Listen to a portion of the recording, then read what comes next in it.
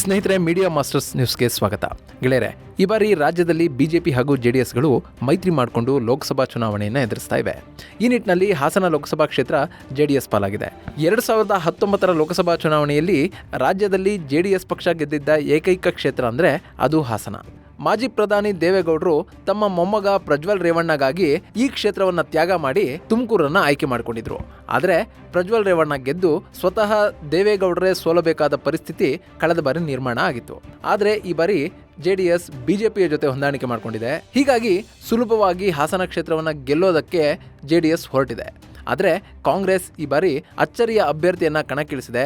ಮಾಜಿ ಸಂಸದ ಪುಟ್ಟಸ್ವಾಮಿ ಗೌಡರ ಮೊಮ್ಮಗ ಹಾಗೂ ಕಳೆದ ವಿಧಾನಸಭಾ ಚುನಾವಣೆಯಲ್ಲಿ ಹೊಳೆನರಸೀಪುರ ಕ್ಷೇತ್ರದಲ್ಲಿ ರೇವಣ್ಣರಿಗೆ ತೀವ್ರ ಪೈಪೋಟಿಯನ್ನ ಕೊಟ್ಟಿದ್ದ ಕಾಂಗ್ರೆಸ್ ಪಾಲಿಗೆ ಯುವ ನಾಯಕನಂತೆ ಗುರುತಿಸಿಕೊಂಡಿರುವ ಶ್ರೇಯಸ್ ಪಟೇಲ್ನ ಈ ಬಾರಿ ಹಾಸನ ಕ್ಷೇತ್ರದಿಂದ ಕಣಕ್ಕಿಳಿಸಲಾಗಿದೆ. ಹೀಗಾಗಿ ಇಬ್ಬರು ಯುವ ಮುಖಂಡರ ನಡುವೆ ಹಾಸನ ಕ್ಷೇತ್ರಕ್ಕಾಗಿ ಪೈಪೋಟಿ ಶುರುವಾಗಿದೆ. ಹಾಗಾದ್ರೆ ಈ ಬಾರಿ ಹಾಸನ ಕ್ಷೇತ್ರದ ಗೆಲುವು ಯಾರ ಪಾಲಿಗೆ ಸಿಗಲಿದೆ? ಪ್ರಜ್ವಲ್ ರೇವಣ್ಣಗೆ ಬಿಜೆಪಿಯ ಅಸಮಾಧಾನ ಮುಳುವಾಗುತ್ತಾ ಅಥವಾ ಕಾಂಗ್ರೆಸ್ನ ಸೋಲಿಗೆ ಒಳಜಗಳಗಳೇ ಕಾರಣ ಆಗುತ್ತಾ? ಈ ಬಾರಿ ಮೊಮ್ಮಗನನ್ನ ಏನಾದರೂ ಮಾಡಿ ಗೆಲ್ಲಿಸ್ಕೊಳ್ಳೋದಕ್ಕೆ ದೇವೇಗೌಡರು ಮಾಡ್ತಾ ಇರುವಂತಹ ತಂತ್ರಗಳು ಏನು ಅನ್ನೋದ್ರ ಬಗ್ಗೆ ಒಂದಷ್ಟು ಮಾಹಿತಿಯನ್ನ ನಾವಿಲ್ಲಿ ನೋಡೋಣ.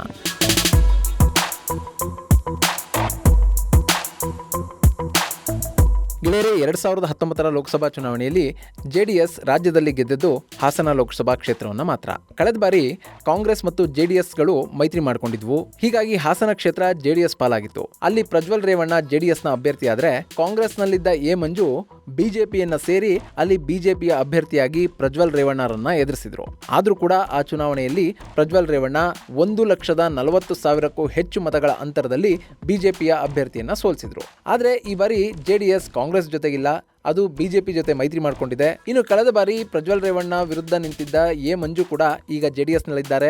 ಅವರು ಅರಕಲಗೂಡು ಕ್ಷೇತ್ರದ ಜೆಡಿಎಸ್ ಎಂಎಲ್ಎ ಕೂಡ ಆಗಿದ್ದಾರೆ. ಹೀಗಾಗಿ ಈ ಬಾರಿ ಕೂಡ ಜೆಡಿಎಸ್ ಪ್ರಜ್ವಲ್ ರೇವಣ್ಣ ಅವರನ್ನೇ ಕಣಕ್ಕಿಳಿಸ್ತಾ ಇದೆ. ಇಲ್ಲಿ ಬಿಜೆಪಿ ಮತ್ತು ಜೆಡಿಎಸ್ ನ ಮೈತ್ರಿಯ ಕಾರಣದಿಂದ ಪ್ರಜ್ವಲ್ ರೇವಣ್ಣ ಅವರ ಸ್ಪರ್ಧೆಗೆ ಬಿಜೆಪಿಯ ಹಲವು ನಾಯಕರು ವಿರೋಧವನ್ನು ವ್ಯಕ್ತಪಡಿಸ್ತಾ ಇದ್ರು. ಅದರಲ್ಲೂ ಹಾಸನ ಕ್ಷೇತ್ರದ ಮಾಜಿ ಎಂಎಲ್ಎ ಪ್ರೀತಮ್ ಗೌಡ ಪ್ರಜ್ವಲ್ ರೇವಣ್ಣ ಸ್ಪರ್ಧೆಗೆ ಭಾರಿ ವಿರೋಧವನ್ನು ವ್ಯಕ್ತಪಡಿಸಿದ್ರು. ಅಲ್ಲಿ ಸೀಟು ಹಂಚಿಕೆಗೆ ಮುನ್ನವೇ ಈ ವಿವಾದ ತಲೆದೋರಿತು.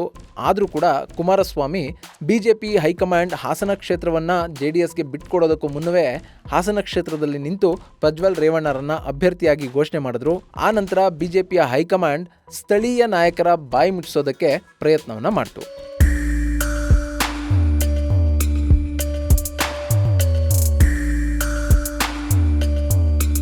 ಸ್ವತಃ ಗೃಹ ಸಚಿವ ಅಮಿತ್ ಶಾ ಮೈಸೂರಿಗೆ ಭೇಟಿ ನೀಡಿದ್ದ ಸಂದರ್ಭದಲ್ಲಿ ಹಾಸನ, ಮೈಸೂರು ಹಾಗೂ ಮಂಡ್ಯ ಭಾಗದ ಒಂದಷ್ಟು ಬಿಜೆಪಿ ಮುಖಂಡರನ್ನ ತರಾಟೆಗೆ ತೆಗೆದುಕೊಂಡಿದ್ರು. ಅಲ್ಲದೆ ಮೈತ್ರಿ ಅಭ್ಯರ್ಥಿಗಳ ಗೆಲುವಿಗೆ ಸಹಕಾರ ನೀಡುವಂತೆ ಆದೇಶವನ್ನು ಕೂಡ ಕೊಟ್ಟರು. ಈ ಮೂಲಕ ಹಾಸನದಲ್ಲಿ ಎದುರಾಗಿದ್ದ ಬಹಿರಂಗ ವಿರೋಧಕ್ಕೆ ತೆರೆ ಬಿತ್ತು. ಆದರೆ ಈ ವಿರೋಧ ಒಳಗೊಳಗೆ ಹೇಗೆ ಮೈತ್ರಿ ಅಭ್ಯರ್ಥಿಗೆ ಏಟು ಕೊಡುತ್ತೆ ಅನ್ನೋದನ್ನ ಕಾದು ನೋಡಬೇಕು. ಸದ್ಯಕ್ಕಂತೂ ಪ್ರಜ್ವಲ್ ರೇವಣ್ಣ ಕ್ಷೇತ್ರದಾದ್ಯಂತ ಭರ್ಜರಿ ಪ್ರಚಾರವನ್ನ ಮಾಡ್ತಾ ಇದ್ದಾರೆ. ಅಲ್ಲದೆ ಮೊಮ್ಮಗನ ಗೆಲುವಿಗೆ ಸ್ವತಃ ಎಚ್.ಡಿ. ದೇವೇಗೌಡರೇ ಹಾಸನ ಲೋಕಸಭಾ ಕ್ಷೇತ್ರದಲ್ಲಿ ಬೀಡು ಬಿಟ್ಟಿದ್ದಾರೆ. ಹಾಸನ ಲೋಕಸಭಾ ಕ್ಷೇತ್ರದ ವ್ಯಾಪ್ತಿಗೆ ಒಳಪಡುವ ಕಡೂರು, ಅರಸೀಕೆರೆ, ಶ್ರವಣಬೆಳಗೊಳ, ಹಾಸನ, ಹೊಳೆನರಸೀಪುರ, ಅರಕಲಗೂಡು, ಬೇಲೂರು ಹಾಗೂ ಸಕಲೇಶಪುರ ಭಾಗದಲ್ಲಿ ದೇವೇಗೌಡರು ಮಿಂಚಿನ ಸಂಚಾರವನ್ನು ನಡೆಸ್ತಾ ಇದ್ದಾರೆ. ಈ ಬಾರಿ ಪಕ್ಷದ ಅಭ್ಯರ್ಥಿಗಳನ್ನ ಗೆಲ್ಲಿಸಿಕೊಳ್ಳೋದ್ರ ಮೂಲಕ ಪಕ್ಷವನ್ನು ಉಳಿಸುವ ನಿಟ್ಟಿನಲ್ಲಿ ದೇವೇಗೌಡರು ಈ ಇಳಿ ವಯಸ್ಸಿನಲ್ಲೂ ಕೂಡ ಬೆವರು ಹರಿಸ್ತಾ ಇದ್ದಾರೆ.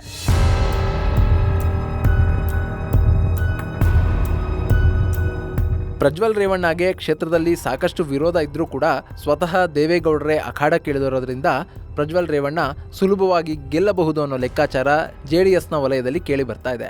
ಆದರೆ ಇದಕ್ಕೆ ಬಿಜೆಪಿಯ ನಾಯಕರು ಎಷ್ಟರ ಮಟ್ಟಿಗೆ ಸಪೋರ್ಟನ್ನು ಕೊಡ್ತಾರೆ ಅನ್ನೋದು ಕೂಡ ತುಂಬಾನೇ ಮುಖ್ಯ ಆಗುತ್ತೆ. ಇಲ್ಲಿ ಯಾಕೆ ಈ ಬಾರಿ ಪ್ರಜ್ವಲ್ ರೇವಣ್ಣಗೆ ವಿರೋಧ ವ್ಯಕ್ತ ಆಗ್ತಾ ಇದೆ ಅನ್ನೋದನ್ನ ನೋಡೋಕೆ ಮುನ್ನ ಕಾಂಗ್ರೆಸ್ ಅಭ್ಯರ್ಥಿಯ ಬಗ್ಗೆ ಒಂದಷ್ಟು ಮಾಹಿತಿಯನ್ನು ನಾವು ನೋಡಲೇಬೇಕು. ಯಾಕೆಂದರೆ ಈ ಬಾರಿ ಕಾಂಗ್ರೆಸ್ನ ಅಭ್ಯರ್ಥಿಯಾಗಿರೋದು ದೇವೇಗೌಡರ ಕಟ್ಟ ವಿರೋಧಿ ಅಂತಲೇ ಕರೆಸ್ಕೊಳ್ತಿದ್ದ ದೇವೇಗೌಡರನ್ನ 1999 ಚುನಾವಣೆಯಲ್ಲಿ ಸೋಲಿಸಿದ ಪುಟ್ಟಸ್ವಾಮಿ ಗೌಡರ ಮೊಮ್ಮಗ ಶ್ರೇಯಸ್ ಪಟೇಲ್.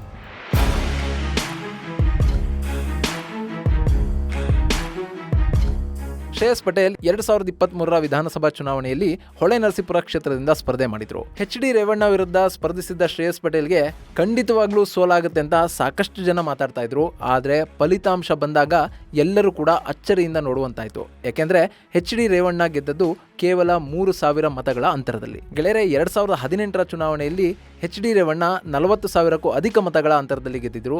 ಆದರೆ 2023ರ ಹೊತ್ತಿಗೆ ಆ ಗೆಲುವಿನ ಅಂತರ ಕೇವಲ 3,000ಕ್ಕೆ ಕುಸಿತಿತ್ತು. ಹೀಗಾಗಿನೇ ಶ್ರೇಯಸ್ ಪಟೇಲ್ ಬಗ್ಗೆ ಹಾಸನ ಕಾಂಗ್ರೆಸ್ನಲ್ಲಿ ವಿಶ್ವಾಸ ಕೂಡ ಹೆಚ್ಚಾಯಿತು.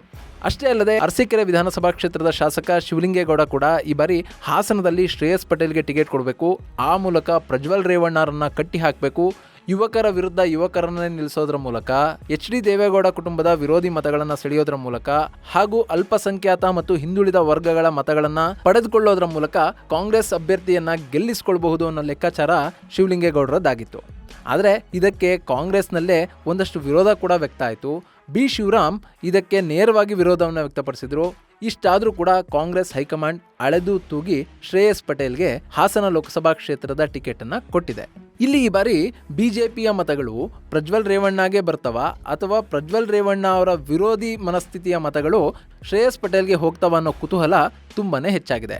ಯಾಕೆಂದ್ರೆ ಹಾಸನ ಲೋಕಸಭಾ ಕ್ಷೇತ್ರದಲ್ಲಿ 17 ಲಕ್ಷದಷ್ಟು ಮತದಾರರಿದ್ದಾರೆ. ಅದರಲ್ಲಿ ಒಕ್ಕಲಿಗ ಮತದಾರರ ಸಂಖ್ಯೆ ತುಂಬಾನೇ ಹೆಚ್ಚಾಗಿದೆ. ಇನ್ನು ಒಕ್ಕಲಿಗರ ನಂತರ ಸರಿಸುಮಾರು 2.25 ಲಕ್ಷದಷ್ಟು ಲಿಂಗಾಯತ ಮತಗಳಿವೆ, 3.25 ಲಕ್ಷದಷ್ಟು SC ST, 1.25 ಲಕ್ಷದಷ್ಟು ಕುರುಬ ಮತದಾರರು ಹಾಗೂ 1,20,000ದಷ್ಟು ಮುಸ್ಲಿಂ ಮತದಾರರು ಇಲ್ಲಿದ್ದಾರೆ. ಇನ್ನು 2.5 ಲಕ್ಷಕ್ಕೂ ಅಧಿಕ ಇತರೆ ಮತದಾರರಿದ್ದಾರೆ. ಹೀಗಾಗಿ ಕ್ಷೇತ್ರದಲ್ಲಿ ಕೇವಲ ಒಕ್ಕಲಿಗ ಮತಗಳು ಮಾತ್ರವೇ ನಿರ್ಣಾಯಕ ಅಂತ ಅನಿಸ್ಕೊಳ್ಳೋದಿಲ್ಲ. ಹಾಸನ ಕ್ಷೇತ್ರದಲ್ಲಿ ಲಿಂಗಾಯತ ಮತಗಳು ಕೂಡ ತುಂಬಾನೇ ಮುಖ್ಯ ಅನಿಸ್ಕೊಳ್ಳುತ್ತೆ. ಸದ್ಯಕ್ಕಂತೂ ಇಲ್ಲಿವರೆಗೂ ಹಾಸನ ಕ್ಷೇತ್ರದಲ್ಲಿ ಲಿಂಗಾಯತ ಮತಗಳು ಬಿಜೆಪಿ ಪರ ಹಾಗೂ JDS ವಿರುದ್ಧ ಇದ್ವು. ಆದರೆ ಈ ಬಾರಿ JDS ಮತ್ತು ಬಿಜೆಪಿಗಳು ಒಂದಾಗಿವೆ. ಈ ನಿಟ್ಟಿನಲ್ಲಿ ಲಿಂಗಾಯತ ಮತಗಳು ಯಾರ ಪಾಲಾಗಲಿವೆ ಅನ್ನೋದರ ಮೇಲೆ ಹಾಸನ ಕ್ಷೇತ್ರದ ಫಲಿತಾಂಶ ನಿರ್ಣಯ ಆಗುತ್ತೆ ಅಂತ ಹೇಳಲಾಗ್ತಾ ಇದೆ.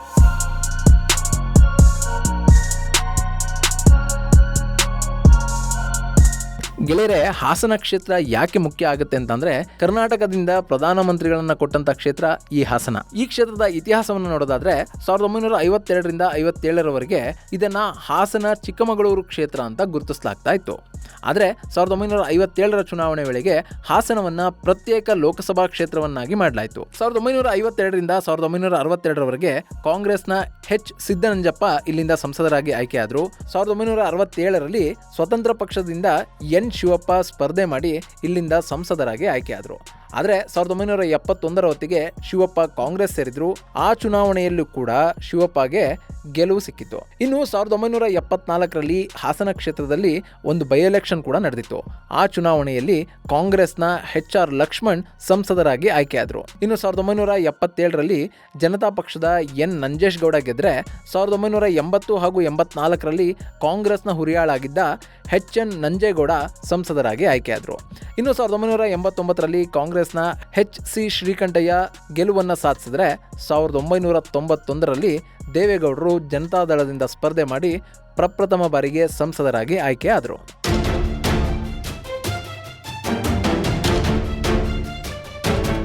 ಇನ್ನು 1996ರಲ್ಲಿ ಹಾಸನ ಕ್ಷೇತ್ರದಿಂದ ರುದ್ರೇಶ್ ಗೌಡ ಜನತಾದಳದ ಸಂಸದರಾಗಿ ಆಯ್ಕೆಯಾದರು.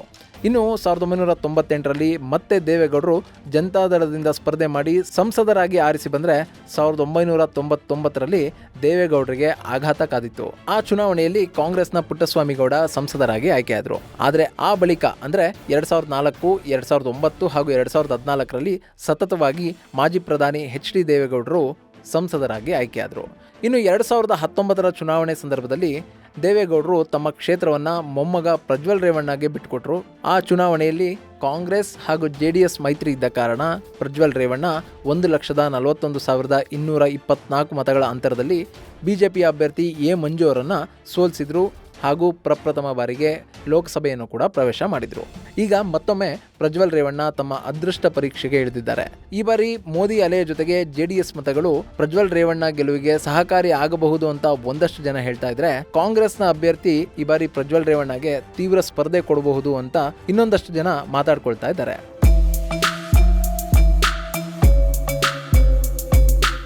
ಗೆಳೆಯರೆ, ಮೇಲ್ನೋಟಕ್ಕೆ ಹಾಸನ ಕ್ಷೇತ್ರ ಜೆಡಿಎಸ್ಗೆ ತುಂಬಾ ಸೇಫ್ ಆಗಿದೆ. ಒಟ್ಟು 8 ವಿಧಾನಸಭಾ ಕ್ಷೇತ್ರಗಳ ಪೈಕಿ 4ರಲ್ಲಿ ಜೆಡಿಎಸ್, ತಲಾ 2 ಕ್ಷೇತ್ರಗಳಲ್ಲಿ ಕಾಂಗ್ರೆಸ್ ಹಾಗೂ ಬಿಜೆಪಿಯ ಶಾಸಕರಿದ್ದಾರೆ. ಸೊ ಈಗ ಬಿಜೆಪಿ ಮತ್ತು ಜೆಡಿಎಸ್ನ ಮೈತ್ರಿ ಆಗಿರೋದ್ರಿಂದ 6 ಕ್ಷೇತ್ರಗಳಲ್ಲಿ ಬಿಜೆಪಿ ಹಾಗೂ ಜೆಡಿಎಸ್ನ ಶಾಸಕರೇ ಇದ್ದಾರೆ. ಇದಲ್ಲದೆ ಬಿಜೆಪಿ ಶಾಸಕರಿರುವ ಬೇಲೂರು ಮತ್ತು ಸಕಲೇಶಪುರ ಕ್ಷೇತ್ರಗಳಲ್ಲಿ ಜೆಡಿಎಸ್ಗೆ ತನ್ನದೇ ಆದ ಮತ ಬ್ಯಾಂಕ್ ಇದೆ. ಹಾಗೆ ಅರಸೀಕೆರೆ ಕ್ಷೇತ್ರದಲ್ಲೂ ಕೂಡ ಜೆಡಿಎಸ್ ತನ್ನದೇ ಆದ ಮತ ಬ್ಯಾಂಕ್ ಅನ್ನು ಹೊಂದಿದೆ. ಇನ್ನು ಕಡೂರು ಕ್ಷೇತ್ರದಲ್ಲಿ ಮಾತ್ರ ಜೆಡಿಎಸ್ಗೆ ಹೆಚ್ಚಿನ ಬಲ ಇಲ್ಲ, ಆದರೆ ಆ ಕ್ಷೇತ್ರದಲ್ಲಿ ಬಿಜೆಪಿಯ ಬಲ ತುಂಬಾನೇ ಹೆಚ್ಚಾಗಿದೆ. ಹೀಗಾಗಿ ಹಾಸನ ಕ್ಷೇತ್ರದಲ್ಲಿ ಈ ಬಾರಿ ಮೈತ್ರಿ ಅಭ್ಯರ್ಥಿಯ ಗೆಲುವು ಸುಲಭ ಅಂತ ಹೇಳಲಾಗ್ತಾ ಇದೆ. ಆದರೆ ಜನರ ಮನಸ್ಸಲ್ಲಿ ಏನಿದೆ ಅಂತ ತಿಳಿಯೋದು ಫಲಿತಾಂಶದ ನಂತರ. ಇದು ಗೆಳೆಯರೆ ಹಾಸನ ಕ್ಷೇತ್ರದ ಬಗ್ಗೆ ಒಂದಷ್ಟು ಮಾಹಿತಿ. ಮುಂದಿನ ವಿಡಿಯೋದಲ್ಲಿ ಮತ್ತೊಂದು ವಿಶೇಷವನ್ನ ನಿಮ್ಮ ಮುಂದಿಡ್ತೀನಿ. ಅಲ್ಲಿವರೆಗೂ ನಮಸ್ಕಾರ.